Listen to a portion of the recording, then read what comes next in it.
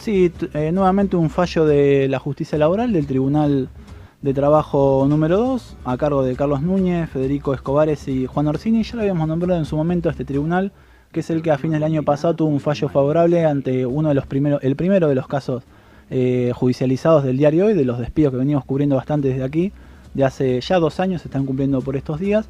Había un fallo favorable hacia la reincorporación. En este caso ocurrió algo similar, no reincorporación, porque no era por lo que iba la causa, sino un resarcimiento, un desconocimiento de un despido discriminatorio, es decir, que es discriminatorio en este caso por acción sindical. Alguien que activa sindicalmente en la fábrica y fue despedido por su trabajo militante en términos sindicales.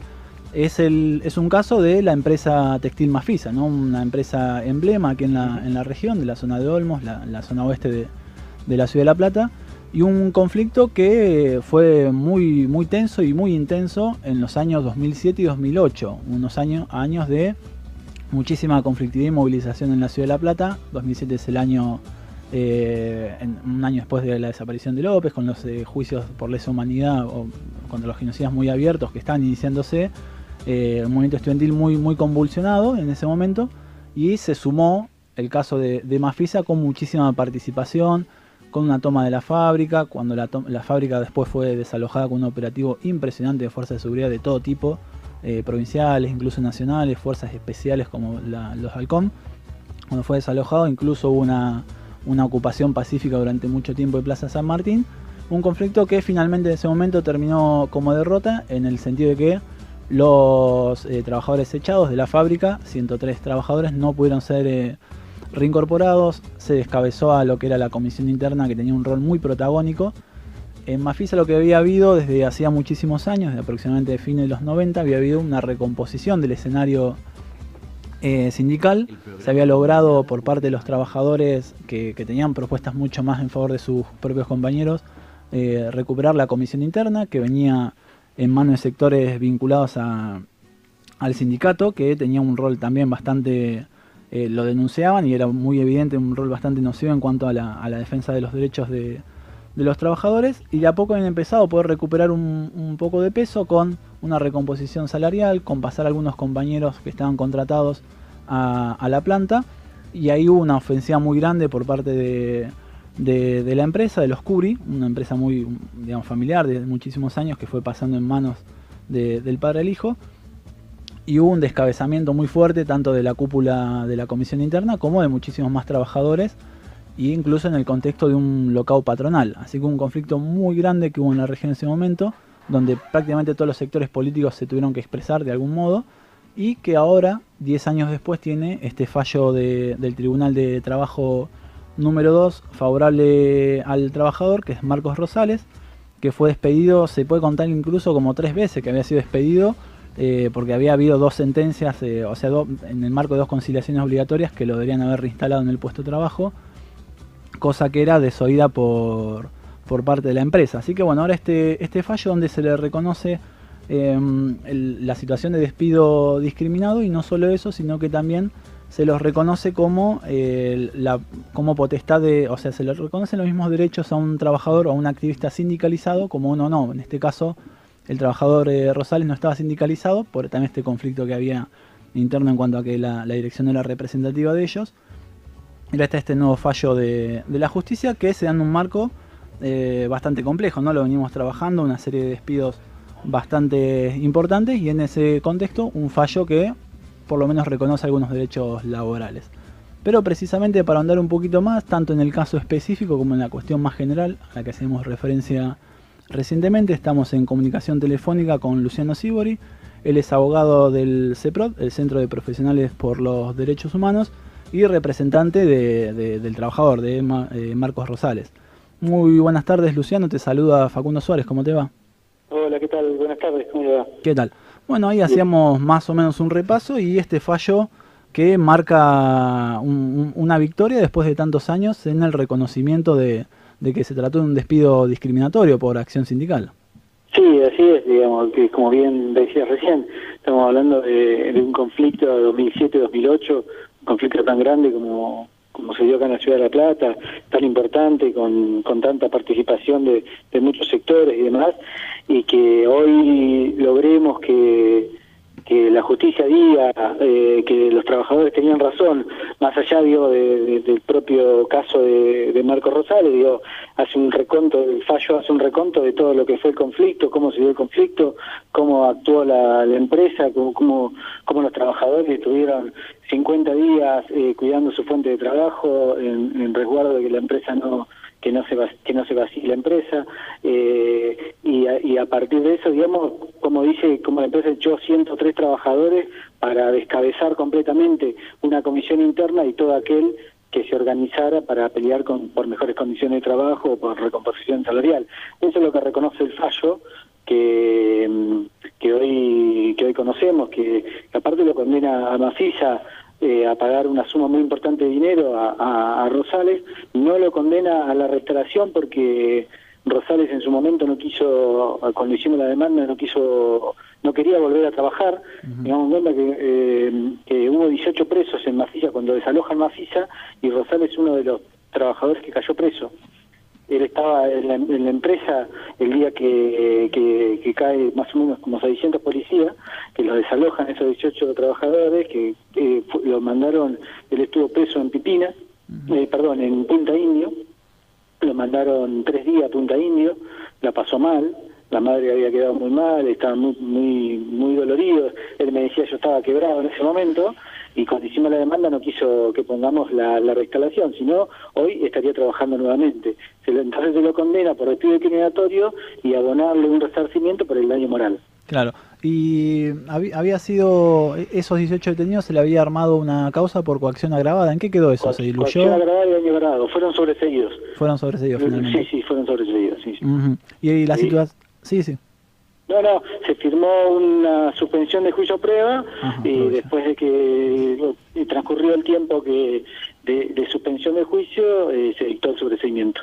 Esta es la primera causa que por lo menos que tenemos conocimiento aquí público de un fallo favorable hacia uno de los trabajadores. ¿El resto de los despedidos avanzaron con causas judiciales, quedaron en la nada? No, hay muchos trabajadores sí que avanzaron con causas judiciales, hay algunas que todavía están en trámite, pero desde el punto de vista, muchos los han condenado a pagar suma de dinero, pero no por despido discriminatorio, sino por tiempos que no lo habían indemnizado y demás.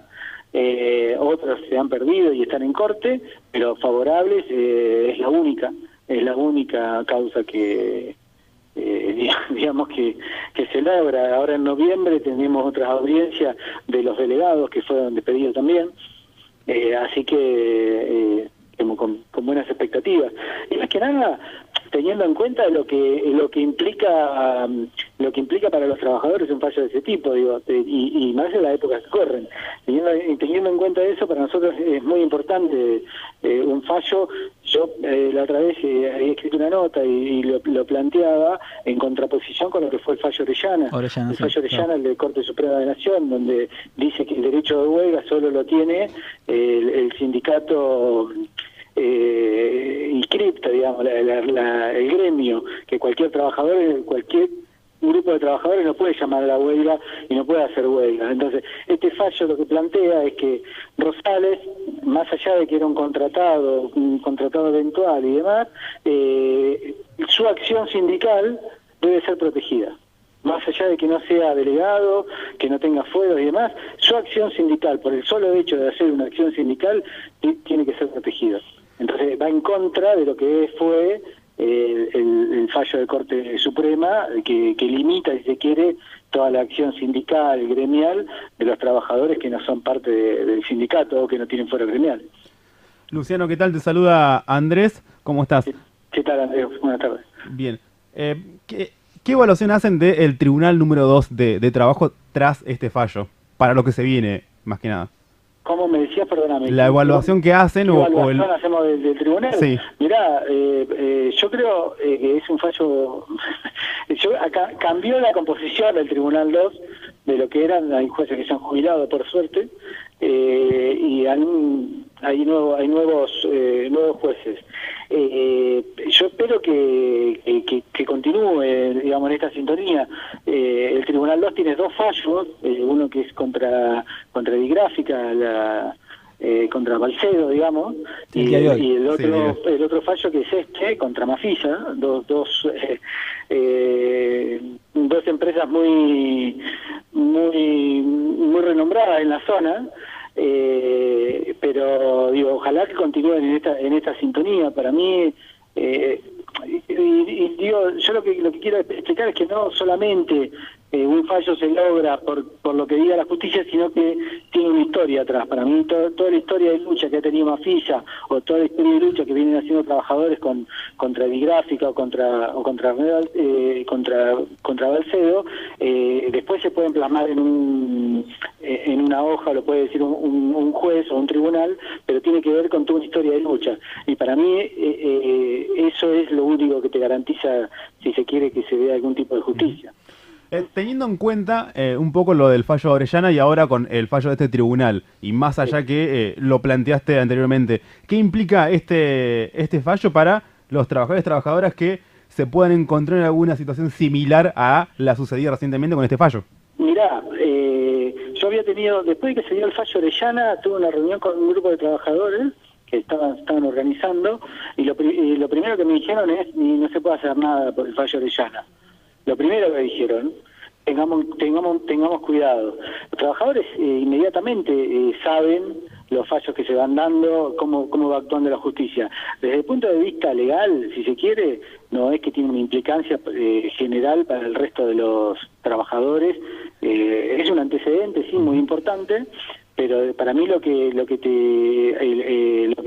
da el fallo es que hay posibilidades de lograr avanzar.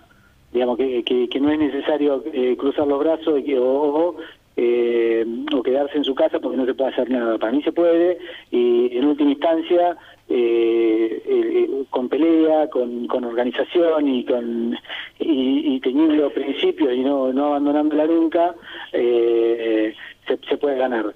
Desde ese punto de vista, yo creo que el fallo es muy importante, Como se conoció el de Orellana, más allá que obviamente es un fallo que lo dicta la Corte, que corre para el resto, el fallo este fallo es de primera instancia de un tribunal, pero se tiene que conocer, se tiene que dar a conocer, y tiene que ser una bocanada de aire fresco para un sector de trabajadores que se están organizando, y más en momentos como estos de ajuste y de despidos.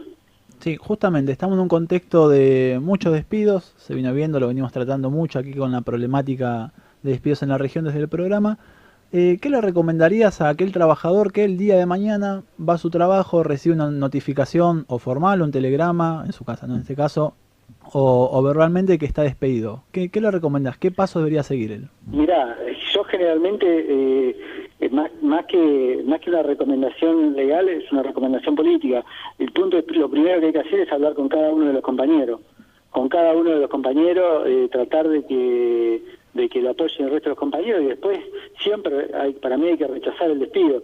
Todos los despidos sin causa, yo digo, no debería existir el despido sin causa en la Argentina, allá que lo permite la ley, no debería existir el despido. Pero bueno, más allá de eso, digo, siempre hay que rechazar el despido y pelearla junto con los compañeros, insistir al sindicato, presionar al sindicato que se pongan a la cabeza y que traten y que defiendan a los compañeros. Muchos de ellos, la gran mayoría, no lo hacen, pero hay que insistir, hay que presionar a los sindicatos con los compañeros organizados para poder pelear por cada uno de los trabajadores que despiden. Generalmente la patronal despide cuando algo del trabajador no le gusta. No es porque trabaja mal, no es porque sino la mayoría es porque levantó la cabeza, porque no le gusta cómo contesta, porque habla mucho, porque piensa, como ellos dicen, no, este te piensa, este te organiza. Generalmente hacen eso. La mayoría de los trabajadores que despiden lo hacen en esa sintonía. Entonces, para mí, siempre hay que hablar con cada uno de los compañeros, organizarse y pelearla. Y desde el punto de vista legal, rechazar y pelearla hasta la última consecuencia. Luciano, muchísimas gracias por la conversación. No, gracias a ustedes. Hasta luego. Bueno, allí pasaba Luciano Sibori, integrante, ahí tenemos el telefonito sonando, listo. A Luciano Sibori, integrante del CEPROD y abogado representante de Marcos Rosales, que se logró este fallo muy importante en este contexto, me apunta Rama ahí por el talkback, por el auricular, con las declaraciones de Macri, ¿no? Respecto a que va por una justicia patronal, es una justicia que en estos casos no debería operar como operó el Tribunal de Trabajo número 2, de que la provincia favoreciendo a un trabajador, sino en este caso favoreciendo a una empresa. La acción de los propios trabajadores y el trabajo de profesionales, en este caso de abogados, ha logrado, en este caso, que bueno, justamente eso no avance. Sí, es una de las intenciones de este gobierno nacional, y acá se empiezan a caer las caretas de la supuesta independencia de poderes, que es algo, no es patrimonio exclusivo de este gobierno, sino que también venía de arrastre con el gobierno anterior. Sí, una cuestión que no es menor y está bueno marcarlo, ya que estamos tratando el caso de Mafisa. La familia Curi, en este caso Jorge Curi, hijo, pero la familia en general y los propietarios de la empresa no solamente están sindicados como patrones que despiden trabajadores que activan y demás, sino que incluso en su pasado tienen un rol muy oscuro en el marco de la última dictadura. Hay 15 trabajadores desaparecidos de la empresa Mafisa, donde muchos trabajadores y lo que ha sido el sindicalismo combativo aquel entonces marca justamente a la dirección de la empresa como quienes facilitaron las listas para que esas personas desaparezcan.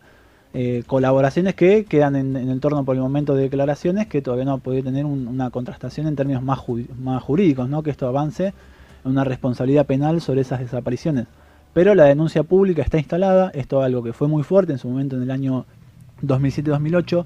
De hecho, en las conciliaciones, cuando iban al Ministerio de Trabajo, el propio Jorge Curi asistía a las reuniones con los delegados, con los representantes de los trabajadores de Mafisa, con prensa de los partidos de izquierda bajo sus brazos y marcando a los militantes de esos partidos, diciéndole, así como mi papá se deshizo de sus padres, yo me voy a deshacer de ustedes.